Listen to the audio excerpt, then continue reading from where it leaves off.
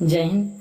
आज हम क्लास 12 का इतिहास के बोले तो 10वां चैप्टर है उपनिवेशवाद और ग्रामीण क्षेत्र से रिलेटेड जितने भी ऑब्जेक्टिव क्वेश्चन हैं इस वीडियो में हम उन सभी ऑब्जेक्टिव क्वेश्चन के बारे में आपको बताएंगे, तो बने रहिए आप हमारे साथ। तो चलिए वीडियो को स्टार्ट करते हैं। हमारा पहला क्वेश्चन है भाई कि प्लासी का युद्ध कब हुआ था। ठीक है, प्लासी का युद्ध जो हुआ था वो कब हुआ था, तो आंसर इसका है 1757 ईस्वी में। ठीक है, इन सभी प्रश्नों को आप अच्छे तरह से याद रखिए, ठीक है, और नोट करते जाइए, ठीक है।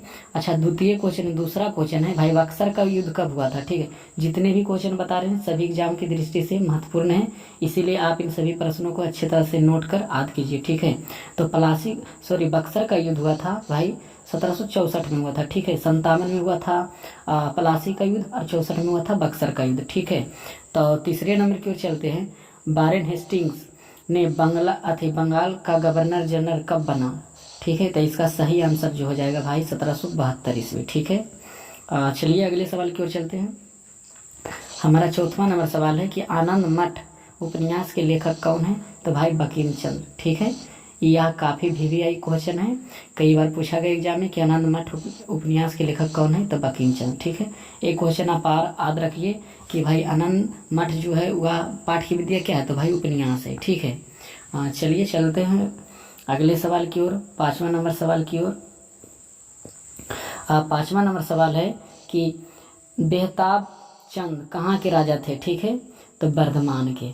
ठीक है, 6वां नंबर सवाल है हैमिल्टन बुनकर कहाँ के यात्री था। ठीक है, तो ये फ्रांस का यात्री था, ठीक है, जो भारत आया था। ठीक है, हैमिल्टन बुनकर क्या थे, यानी यहाँ उए पेशे से क्या थे, तो भाई एक चिकित्सक थे, यानी डॉक्टर। ठीक है, चलते हैं 8वां नंबर सवाल के। देखिए आपका समय बिना गवाए हुए हम इसमें जितना भी ऑब्जेक्टिव क्वेश्चन है इनसे संबंधित उन सभी ऑब्जेक्टिव क्वेश्चन को आपको कम समय में नहीं बता देंगे। ठीक है, 8वां नंबर सवाल है कि कोलकाता में अलीपुर चिड़ियाघर की स्थापना किसने किया। आप सभी लोग जानते हैं अलीपुर चिड़ियाघर जो है कोलकाता में, लेकिन उसका स्थापना किसने किया था, तो भाई हैमिल्टन बुनकर ने किया था। ठीक है, चलिए चलते हैं अगले सवाल की ओर। 9वां नंबर सवाल है कि 5वीं रिपोर्ट ब्रिटिश संसद में कब पेश की गई थी। ठीक है, तो इसका सही जवाब होगा 1813 ईस्वी में। ठीक है, चलिए चलते हैं अगले सवाल की ओर।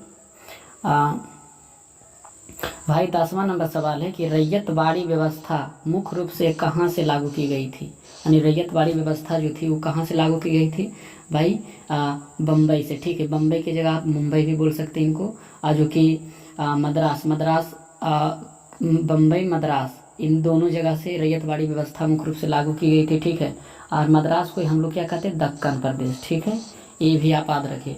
कितना लोग दक्कन पढ़ते लेकिन उसका मतलब नहीं पता होता, तो बता देते हैं आपको कि दक्कन के मतलब होता है मद्रास। ठीक है, चलिए चलते हैं अगले सवाल की ओर। हमारा 11वां नंबर सवाल है कि अमेरिका में गृहयुद्ध कब आरंभ हुआ। ठीक है, तो इसका सही जवाब होगा 1861 ईस्वी में। ठीक है, आप इन सभी प्रश्नों को अच्छी तरह से नोट कर लीजिए।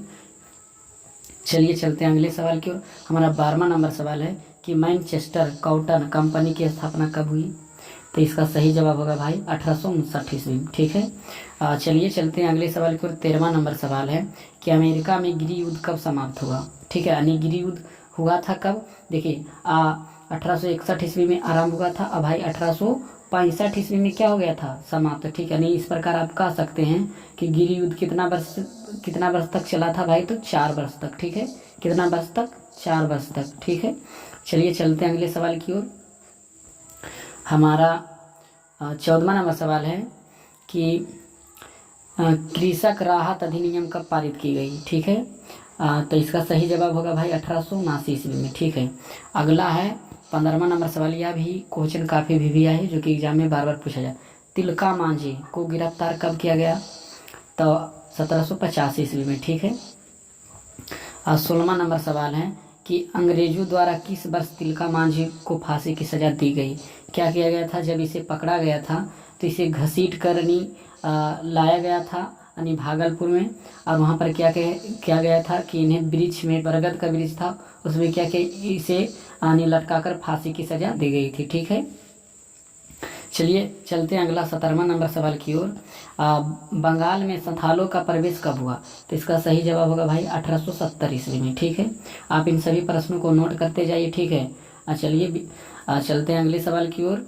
18वां नंबर सवाल है कि संस्थाओं के संपूर्ण इलाकों को डॉट कहा जाता है, यानी संथालो जो थे, यानी यहाँ पर संस्थाओं लिखा गया है, यहाँ पर होगा संथालो, ठीक है, संथालो, संथालो, संथालो के संपूर्ण इलाकों को डॉट कहा गया, तो दामिन ई कोह, ठीक है, दामिन ई कोह कहा गया, ठीक है।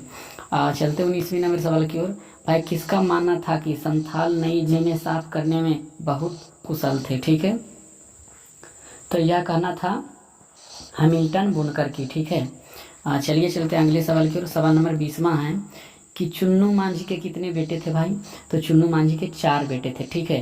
पहला के नाम था सिद्धू, दूसरा का नाम था कन्हू और चांद, और चौथा का नाम था भैरव, ठीक है।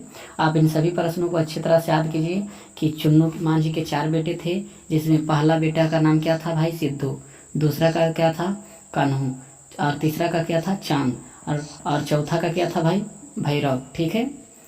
अगला है 21वां नंबर सवाल है कि संथाल हुल कब आरंभ हुआ, ठीक है। संथाल हुल कब आरंभ हुआ, तो जुलाई 1855 ईस्वी में, ठीक है।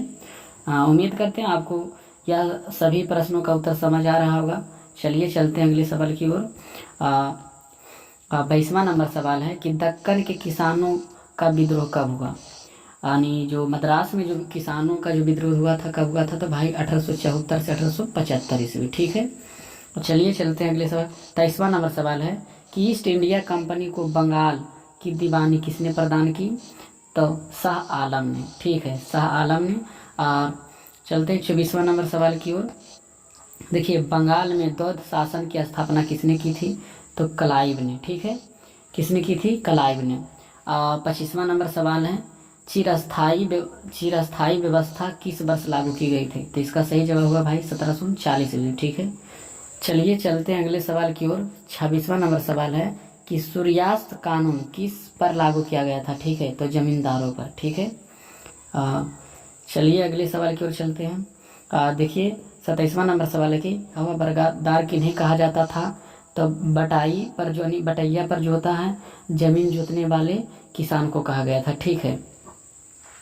28वां नंबर सवाल है कि महालवाड़ी व्यवस्था में भू स्वराज किसके साथ निर्धारित किया गया, तो थी महाल के साथ, ठीक है। चलिए अगला सवाल की ओर चलते हैं। 29वां नंबर सवाल है कि दक्कन दंगा आयोग का गठन डॉट में किया गया था, ठीक है, तो दक्कन विद्रोह के क्रम को पता लगाने के लिए, यानी किस लिए दक्कन दंगा आयोग का गठन किया गया था, तो दक्कन विद्रोह जो मद्रास में विद्रोह हुआ था उन्हें पता लगाने के लिए, ठीक है।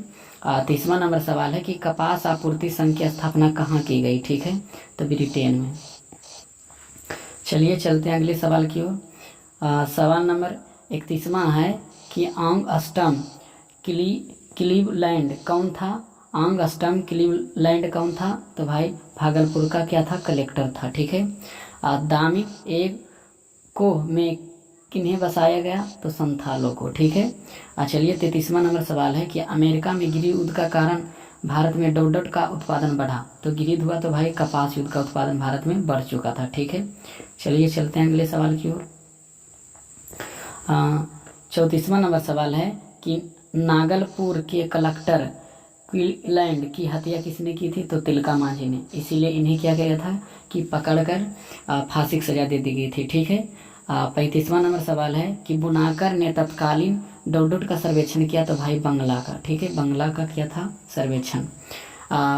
36वां नंबर सवाल है कि 5वीं रिपोर्ट ब्रिटिश संसद में कब पेश की गई थी, तो 1813 ईस्वी में, ठीक है।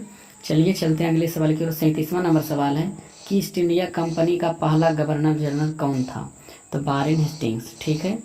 ईस्ट इंडिया का पहला जो कंपनी था ईस्ट इंडिया, उसका जो पहला गवर्नर जनरल था वह वारेन हेस्टिंग्स था, ठीक है। चलिए चलते हैं अगले सवाल की ओर। देखिए यह चैप्टर का लास्टवां सवाल है। 38वां नंबर सवाल है कि दक्कन दंगा आयोग किसान के विद्रोह के लिए किसे उत्तरदायी ठहराया गया फिर माना गया, तो महाजनों को, ठीक है। उम्मीद करते हैं आपको इन सभी प्रश्नों का उत्तर अच्छे तरह से यानी पता चल गया होगा। तो यदि वीडियो अच्छा लगे तो चैनल को सब्सक्राइब कीजिए और वीडियो को लाइक कीजिए, ठीक है।